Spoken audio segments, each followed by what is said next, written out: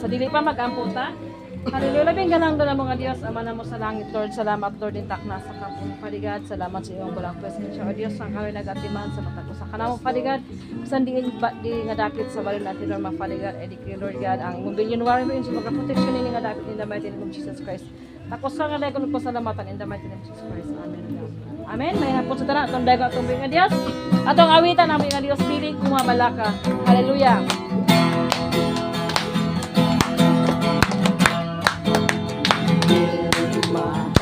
Ka, kanunay kauban ka, walay angay nagkahadlukan, kahit nago matipikan. Bisan kuso-kusohon sa mga problema, bisan mo agi kalayo sa pagsulay, tingnan mo, O Diyos, ay kadaugan ko. Kaya ginon ako gahanan, kaya ginon ako balahan, kaya ginon ako nasayad sa tinahan, kaya ginon ako masaligan, kaya ginon ako malaon, kaya ginon ako nasayod sa tanan. Sulayon man ako, sulayon man ako, lutoson man ako, basta kauban ka, magkabalo kayo ko. Aduna may mga kalistanan, muwagi mga pag-antos, masalig lang sa adya, dili matapos. Kayang ginon ako gahanan, kayang ginon ako balahan, kayang ginon ako nasayod sa tanan, kayang ginon ako masaligan, kayang ginon ako malawan, kayang ginon ako gamhanan sa tanan, kayang ginon ako gamhanan sa tanan. Hallelujah. Yes, Lord God.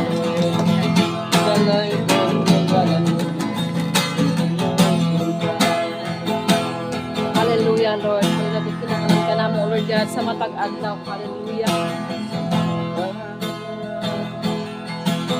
Gusto ko nga kauban ka,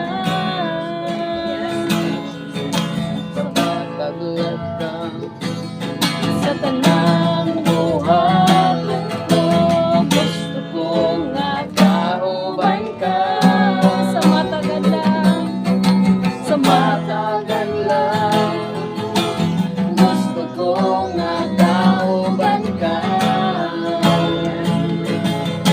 sa matagal ka, sa tanang buhat ko. Gusto ko nga kauban ka, dahil ikaw man, yes, ako na'y ipinuntahan, hindi nga kong dughan, kahit ikaw man, ang hangin na gininhawa. Ikaw ang akong puso, ikaw ang akong gugma, ikaw ang tanan. O Diyos, ikaw man, ikaw ang akong puso, ikaw ang akong gugma, ikaw ang tanan. O Diyos, ikaw man. Hallelujah. Yes, Lord God. Hallelujah. Hallelujah. Ikaw ang aking Yes, Lord. ikaw ang tanan, ikaw ang tanan sa nakunugan, ganun yung isa. Ipapasok sa bawat galing ng Jesus, in Jesus' mighty name, in Jesus' mighty name. Father God, in the mighty name of Jesus, Lord, tinod ka na, Father God, ikaw ang among kusog, Lord, ikaw ang among kalig-on, Lord, ikaw ang tanan nga, di ka namo, Father God, ug dili kami mabuhi kung wala ikaw, O Diyos. sa aliyang paligad, haligan intak na sa kapunon paligad, sa diyang magabulay-bulay kami sa inyong mga pulong paligad. I declare, Lord God, na ang mga pulong magatisok sa matakusan ng kining mga kinabuhi sa matakusan paligad. Takos ka nga daygon ug pasalamatan. I declare, Lord God, hallelujah. Shield, Lord, sa matakusan sa mga bata. Ngadto sa hamto, dili nga dapat paligad. Pinalibutan sa imong building of fire and paligad. Takos ka nga daygon ug pasalamatan in the name of Jesus Christ. Amen ug amen. Amen. Hallelujah. Ato taron pagpamati sa pulong sa Ginoo. Andam na ba ang tanan? Okay, atong ihatag ni Day Isya. Ang kuan.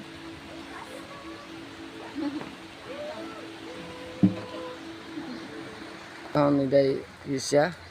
First nga iyang message sa Bible study.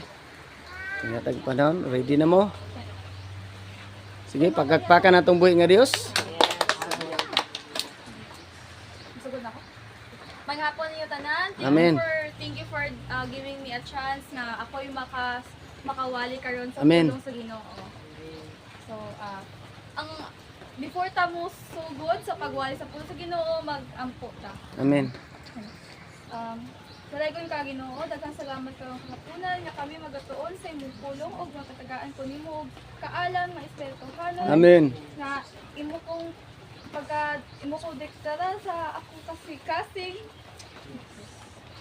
og pasalamat ako sa tanan nga imo ko gitagaan kusog og imo ko gibisayan karon Amen. adlaw nga ako makawali sa imong pulong. Amen. Ginoo ka pasalamat ko nimo sa ngalan sa Amahan. Amen. Amen. So at ang atong hisgutan karong hapuna is atong makitan sa Lucas kapitulo 10 bersikulo 1 hangtod sa 9 nga diri ang diin ang Ginoo si Jesus kay gapadala og 72 ka tawo sa Amen. lain-laing lungsod alang sa pagpaandam sa kanila sa pagbalik sa Ginoo. So ato basahon diri sa Lucas kapitulo 10 bersikulo 1 hangtod sa 9 nga ano dili naka Marcos na Pan niini nagpili ang Ginoo og laing 72 ka tawo, gipadala niya sila sa tinagulha aron maguna kaniya ngadto sa tagsa-tagsa ka lungsod ug dapit na hapit na niyang adtuan. Amen. Miingon siya kanila, ang anihon daghan, apan diutay ra ang mga ngani. Busa pag-ampo kamo sa tag-iya sa anihon aron magpadala siya dugang pang mamumuo nga muani niini. Lakaw kamo, ako nagpadala kaninyo nga sama sa mga nating karnero taliwala sa mga lobo. Ayaw pagdala og puntil o bag o sandalyas. Ug ayaw kamo pagpunong aron paghimamat kang bisan kinsa diha sa dalan. Bisan diing balaya kamo moabot, unahon ninyo pag-ingon, ang panagdait maania niining balaya. Amen. Kung dito may nagpuyo nga mahigugmaon sa pakigdait, ibilin kaniya ang inyong paghinaot sa pakigdait. Unom sa ilang idalit kaninyo, kay ang namumuo angay gayod nga sukulan. Ayaw pagbalhin gikan sa usa ka balay ngadto sa lain. Kung moadto kamo sa usa ka lungsod ug dawaton kamo nila kaon sa idalit kaninyo. Ayuha ang mga masakiton ni adto mo sura ug ingna ang mga tao didto nga hapit na moabot ang kanila ang paghari sa Dios. So, kaning tekstuha diri nagingon diri nga ang Ginoo iyang gistoryahan iyang mga disipulo nga mosalig kaniya. Amen. Og iyang himangnuan ang iyang mga magsusunod o iyang mga disipulo nga ikaylap ang kalinaw nga maayong balita kung sa Amen. lain pa na nga storya kay i-share ang Amen. gospel o ilang ayuhon ang masakiton. Ang mga key points ani nga teksto kay ang pagsalig sa grasya sa Dios, Amen. ang pagkaylap sa kalinaw nga maayong balita ug ang pag-alagad sa uban. Amen. Okay. Nakoy pangutanan yung mga igsuon. unsaon na to pag-apply ang kaning mga prinsipyo nga mga katong akong gipang mention katong tulo ka prinsipyo unsaon to pag-apply sa tong mga kinabuhi. So para sa ako pwede na to ni apply ang mga prinsipyo nga pagkaylap sa sa pulong sa Ginoo kanang maayong balita pinaagi sa pagpakita og maayuhan o Amen. magbinutan ka sa imong mga katawhan pag-alagad sa uban o pagpakita og impluwensya sa imong kinabuhi nga maayo sa matag adlaw nga nabuhi ka. So, Amen. kanang hinaot nga kaning mensahe nako karon makadasig sa kanato sa pagsalig sa mga natudlo sa Ginoo. Amen. Sa pagsangyaw pa jud sa iya hangtod sa kahangturan nga mabuhi ta. Amen. Thank you Pastor Ilair for letting me take over this Bible study this afternoon and more to ako i-mensahe kay more to. Okay, pagkakaka na itong buhay nga Diyos. Thank you. Hallelujah. So, gibakronan pod sa ato ang silingan pod kay Beats mong gani diri. So, God bless sa mensahe. Pagkakaka na itong buhay nga. Diba? Sadyo? Di na. Yes, Lord. Yes, Jesus. Holy Father, in the mighty name of Jesus. Lord, salamat sa imong pagkamaayo, Diyos. Salamat, Lord, sa imong mga pulong ay magipaabot karon Ginoo Diyos. Salamat. Ang imong mga pulong, o Diyos, buhi ug gamhanan. Amen. Lord, mga panarbaho ko sa matag-usa namo kapilang. Ma-apply namo sa mga kinabuhi, Ginoo Diyos. Hallelujah. Kaya nagaingkas sa imong mga pulong di sa Salmo 119 versikulo 160 nga imong pulong matuod gayud kung tanan mong mga tugot mulungtad kini hangtod sa amin. Salamat sa imong gugma nga walay paglubad o Dios. Salamat o Dios. Ikaw ang kalayog pa rin o Dios nga magasunod sa tanang tinguha sa kaaway sa matag-usa namo kinabuhi. Salamat o Dios. Santang mamauli kami karon dala namong kalipay kalinaw ug magpakigda. Amen. Sa o Dios. Lord, ang imong gugma o Dios magapabilin ini nga pamilya o Dios ug ang kalinaw. Salamat Ginoo, dalaygon ka sa walay katapusan. Ipasalamatan ug ipasidunggan ko ikaw nining kahapon sa ngalan samahan sa anak ug sa Espiritu Santo. Amen. Amen. God bless sa tanan.